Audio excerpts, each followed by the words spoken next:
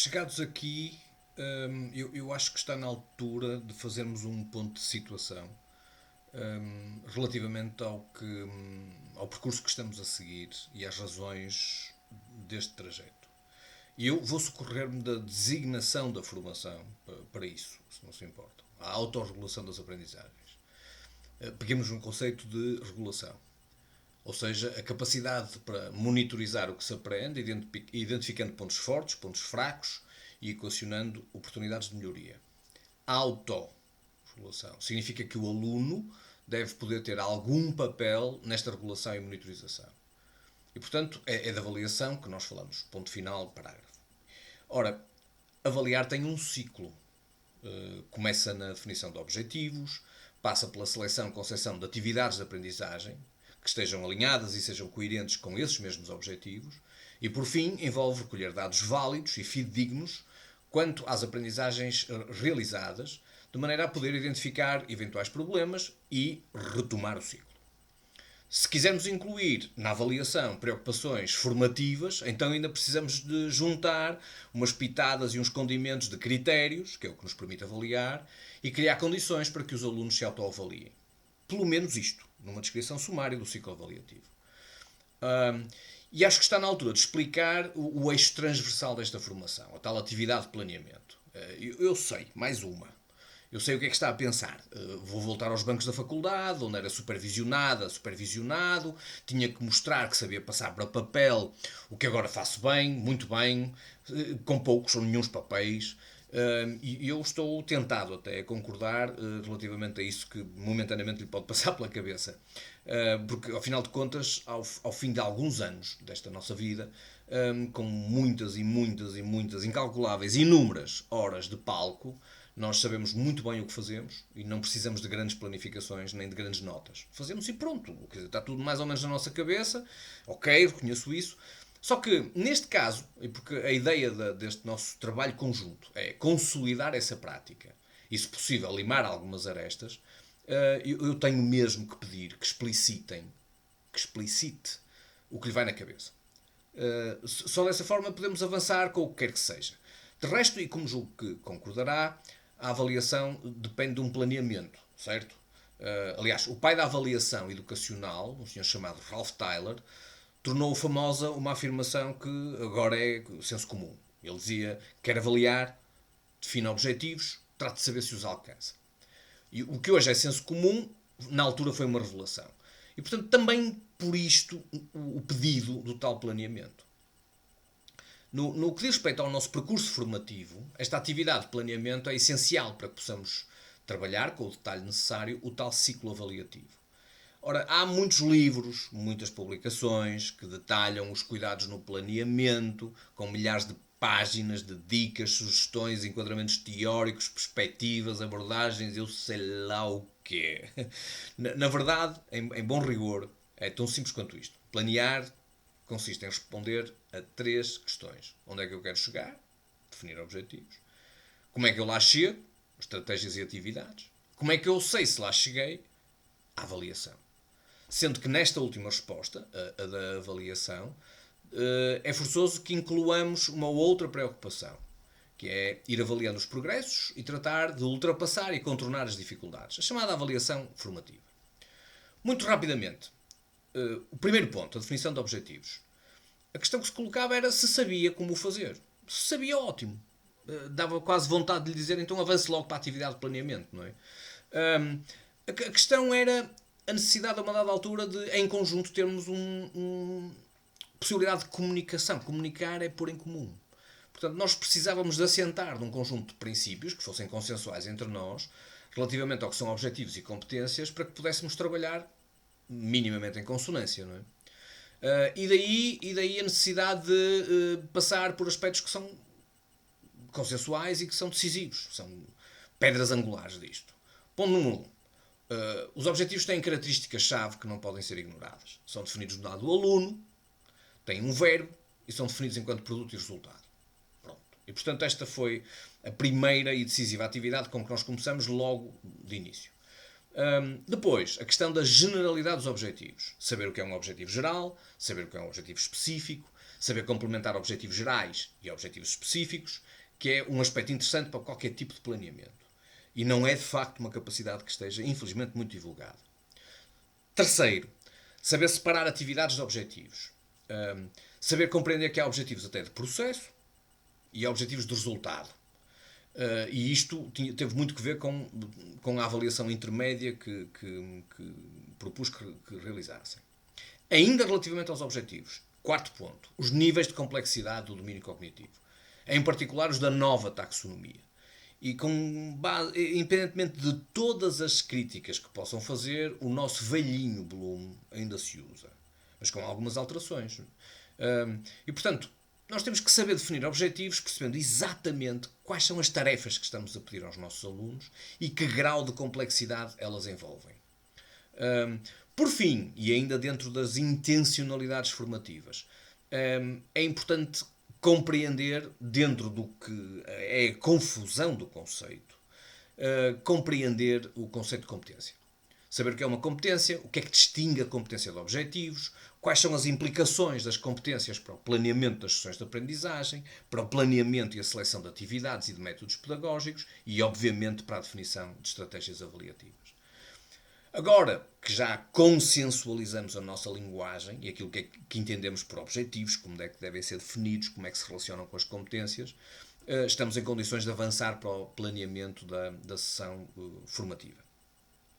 E, para esse efeito, é disponibilizada uma grelha de critérios de qualidade, quando terminar a definição dos objetivos, que ajudará a fazer uma espécie de um check de qualidade final.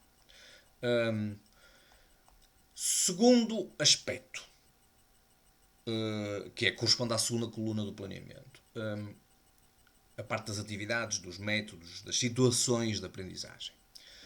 Agora que já temos a questão dos objetivos e das competências resolvida, passamos à seleção das atividades de aprendizagem. Ora, nós não temos tempo aqui para explicitar métodos pedagógicos, para detalhar mecanismos como o trabalho de projeto, entre muitas outras possibilidades de metodologias ativas. O tempo é pouco, é precioso.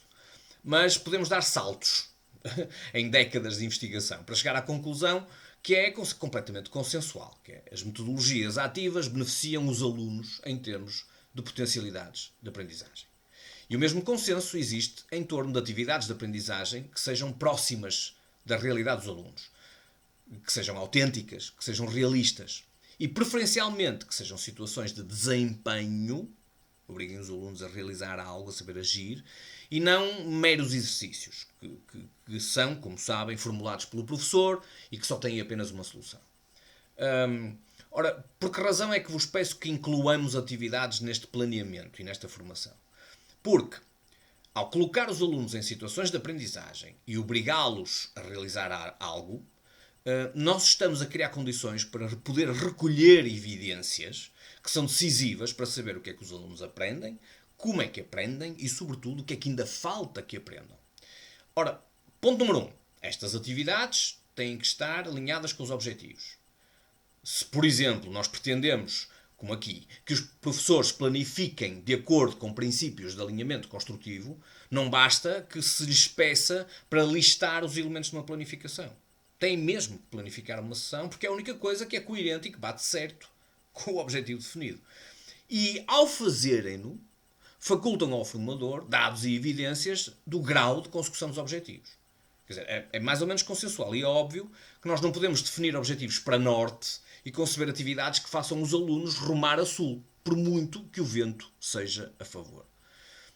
Isto é lá para Alice, dirá, sem dúvida, tem toda a razão, subscrevo, concordo, assino por baixo. Acontece que isto é precisamente um dos grandes problemas da planificação. E, sendo um dos grandes problemas da planificação, constitui um enorme entrave à avaliação. Se nós recolhemos evidências da ida dos alunos para sul, quando é suposto avaliar se chegaram a norte, então a informação que recolhemos não é válida. A avaliação peca por falta de validade. Simplificando a nomenclatura, significa afinal que no que diz respeito à avaliação, atiramos ao lado. É um tiro errado. Se isto é impensável em exames nacionais e em testes sumativos de classificação, aquilo que se chama a avaliação das aprendizagens. Isto é, por maioria de razão, impensável, esta falta de alinhamento, nas atividades e avaliações que nós realizamos regularmente, com intuito formativo, a chamada avaliação para as aprendizagens. São designações criticáveis e questionáveis, mas, enfim, estão democratizadas. Portanto, a questão é, como é que eu posso ajudar o aluno a chegar mais fácil e eficazmente a norte se eu estou à espera dele nas portagens de Lisboa? Este tipo de questões ajudam a perceber a relevância de uma correta seleção de atividades e de didáticas, que é um assunto que aqui não nos pode ocupar muito tempo. No entanto, eu disponibilizo uma grelha com critérios de qualidade para a seleção das atividades e que pode ser útil nesta fase de planeamento da coluna a meio da atividade de planeamento. E pela importância que pode ter como atividade de aprendizagem e simultaneamente de avaliação, vou também, em devida altura, disponibilizar um texto de apoio a propósito de mapas conceptuais. Caso pretenda detalhar o assunto, e só mesmo nesse caso, a título de curiosidade intelectual, também deixo à sua disposição um manual de métodos e técnicas pedagógicas onde lhe será possível analisar características, vantagens e limitações dos 4 canónicos métodos: expositivo, interrogativo, demonstrativo e ativo. E no último caso, o do método ativo, pode também encontrar indicações de como é que se passa à prática a tão badalada, conhecida, reputada e agora democratizada metodologia de trabalho de projeto. Em suma, e para não roubar muito mais tempo no que às atividades diz respeito, chegados a esta fase, em que já definiu cabalmente os objetivos e as competências a promover, peço-lhe que conceba as atividades de aprendizagem com as suas didáticas específicas e com base nos critérios de qualidade que eu já referi e que se encontram aqui à sua disposição. Terceiro ponto e último. Definidos os objetivos, concebidas e pensadas as atividades pedagógico-didáticas, perdão, importa pensar a estratégia avaliativa e construir os respectivos instrumentos. Tal como na parte dos objetivos, sinto-me tentado a dizer-lhe que se sentir confortável para avançar para este planeamento da estratégia avaliativa sem qualquer tipo de receio, força, siga, como dizem os mais jovens, boot. Vamos a isso. Avance já para o preenchimento da coluna 3, construa e conceba os instrumentos. O pedido de planeamento que está a ser feito especifica que, para além dos objetivos gerais e específicos que sejam definidos, que se inclua uma ou mais competências, ou se quiser, aspectos dessas competências, porque elas são muito amplas, os chamados descritores de desempenho, porque a ideia é, no planeamento, ter uma variedade de intencionalidades formativas, portanto, objetivos gerais, objetivos específicos e competências, que obrigue a conceber igual variedade de instrumentos de avaliação. Por exemplo, que tenha que socorrer dos tradicionais testes, com as diferentes tipologias de itens, verdadeiro e falso, associação, escolha múltipla, etc., consoante os objetivos. Por exemplo, que possa também utilizar ferramentas como mapas conceptuais e claro, porque o alinhamento construtivo entre objetivos e avaliação assim o exige, que disponha de instrumentos de avaliação para situações de desempenho que não possam ser avaliáveis por instrumentos de papel e lápis. Estamos a falar das grelhas de avaliação. E porque um dos propósitos com esta formação sobre avaliação é o de introduzir lógicas de avaliação para as aprendizagens, vulgo avaliação formativa, designadamente aspectos como standards de desempenho, portanto, níveis de desempenho e de excelência que esperamos que os alunos atinjam, e, ponto 2, a participação ativa do aluno na avaliação, essas grelhas têm que ser grelhas de escala descritiva, as conhecidas rubrics, e faz sentido que saibamos como as construir, para que é que servem, que vantagens e limitações têm.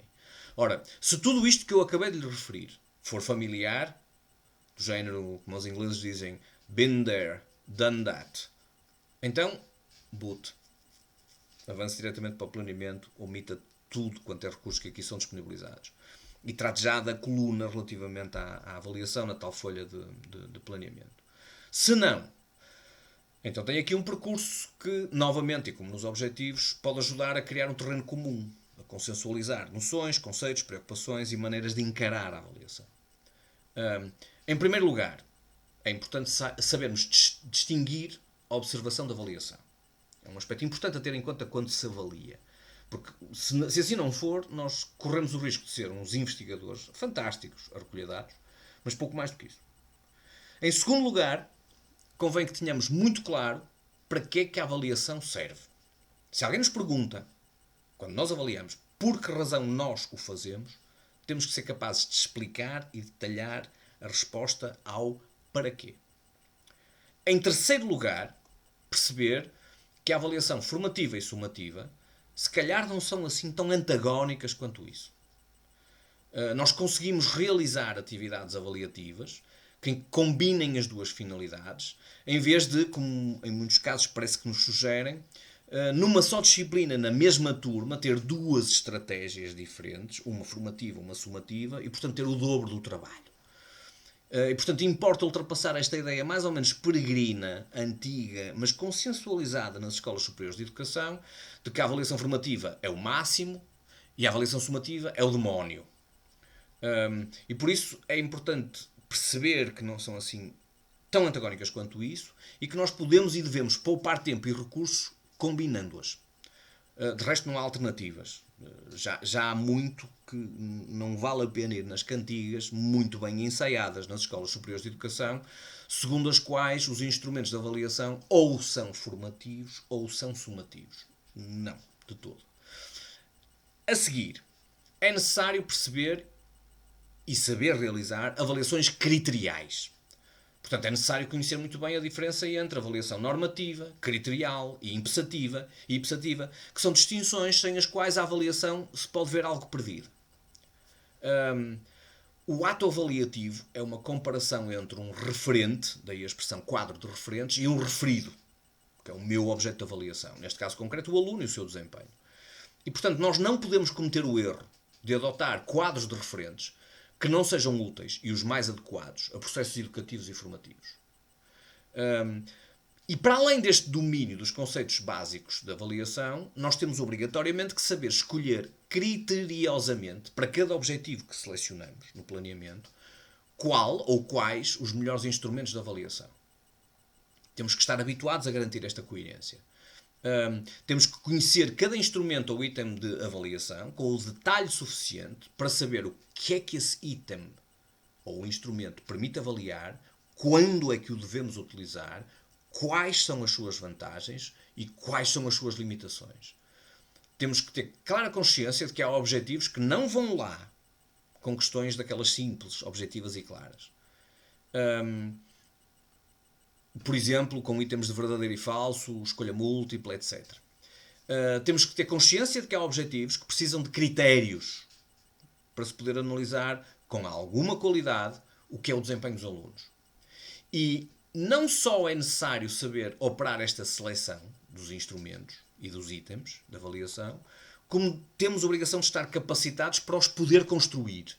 Portanto, conhecer as regras, conhecer os cuidados na maneira como formulamos perguntas, como definimos critérios, que não são a mesma coisa que índices, como utilizamos listas de verificação ou não, porque uma lista de verificação não é um instrumento de avaliação, é um instrumento de observação, quando muito, para saber elaborar listas de critérios, ou seja, as famosas grelhas de avaliação, que são úteis para desempenhos mais abrangentes, mais complexos.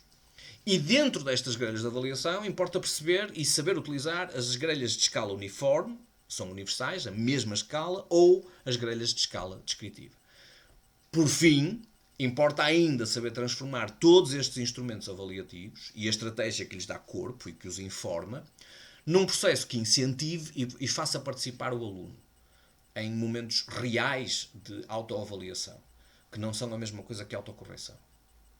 E é este o título desta nossa formação: autorregulação das aprendizagens. E por isso é que há um conjunto de etapas ao longo da formação a acompanhar a atividade de planeamento que é suposto darem-lhe corpo. E daí que, e voltando atrás, se tudo isto que eu acabei de referir lhe for familiar, avance diretamente para o planeamento e ignore completamente todos os recursos que aqui colocamos.